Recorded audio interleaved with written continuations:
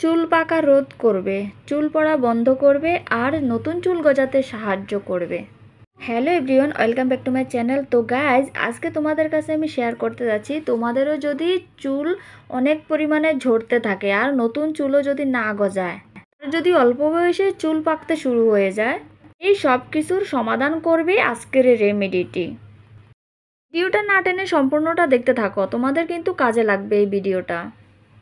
তো গাইজ, এই রেমেডিটি বানানোর জন্য প্রথমে আমি নিয়ে নিলাম, এখানে দেখো মেথি নিয়ে নিলাম 1 চামচের মতো, 1 চামচের মতো লং বা লবঙ্গ নিয়ে নিলাম। এরপরে নিয়ে নিলাম আমি শুকনো আমলকি। আমি আমলকিকে কেটে শুকিয়ে রেখেছিলাম, তোমরা চাইলে কাঁচা আমলকিও নিতে পারো, কোনো সমস্যা নেই।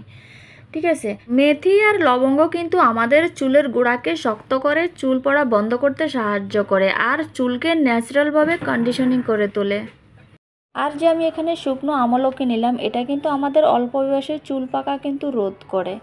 এবার আমি সবগুলো জিনিসকে একটু হালকা করে আমি ভেজে নিচ্ছি।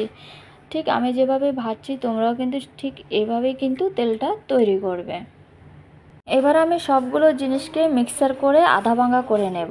ঠিক আছে, পুরো গুঁড়ো না করলেও কিন্তু চলবে, এরকম আধা ভাঙা করে নিতে হবে। তোমাদের কাছে মিক্সার গ্রাইন্ড অ্যাভেলেবেল না থাকলে তোমরা কোনো কিছুতে এটা একটু করে তোমরা কিন্তু আধা ভাঙা করে নিতে পারো, একটা গ্লাসের মধ্যে নিয়ে বা কিছু বাটির মধ্যে নিয়ে। ঠিক আছে, তো এবার আমি কী করছি, একটা কৌটো নিয়ে নিচ্ছি, এই কৌটোর মধ্যে এগুলোকে আমি ঢেলে নিচ্ছি। ঠিক আছে, এবার কী করতে হবে, কৌটোগুলোর মধ্যে ঢেলে নিয়ে তোমাদের কাছে যে তেলেই অ্যাভেলেবেল আছে সেই তেল নিয়ে নেবে। আমার কাছে অলিভ অয়েলটা অ্যাভেলেবেল আছে, এই তেলটা আমি বেশি করে ঢেলে নিচ্ছি। আর তার সাথে একটু অ্যাড করে নেব আমি কোকোনাট অয়েল আর ক্যাস্টর অয়েল। এবার এই তেলটা তোমরা কিন্তু চাইলে 1-2 মাস 3 মাসও কিন্তু ব্যবহার করতে পারো, কোনো সমস্যা নেই, তেলটা কোনো নষ্ট হবে না।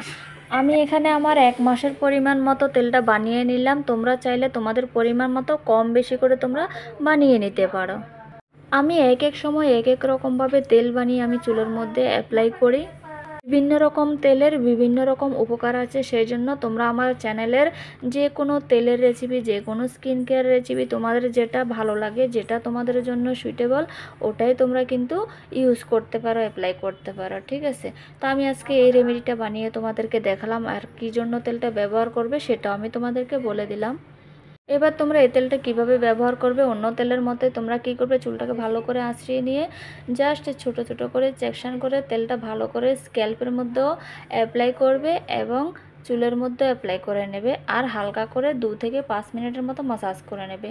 এরপর তোমরা 1 ঘন্টা পরে ওয়াশ করে নেবে, শ্যাম্পু করে নেবে, কন্ডিশনার করে নেবে। ঠিক আছে, তো ভিডিওটি ভালো লাগলে কিন্তু অবশ্যই লাইক করে দেবে।